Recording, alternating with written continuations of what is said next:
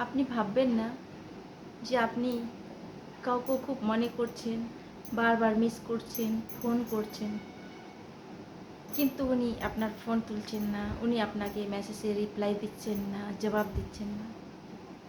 তো আপনি ওকে পরেশান করবেন না। আপনি ভাববেন যে ওই লোকটা খারাপ, নিশ্চয়ই না। হয়তো সে এমন ধোঁকা খেয়েছে যে কাউকে অনেক সময় দিয়েছিল, আর সেই সময়টাকে নিজের কাজে লাগিয়ে তার সময়টাকে নষ্ট করে দিয়েছিল।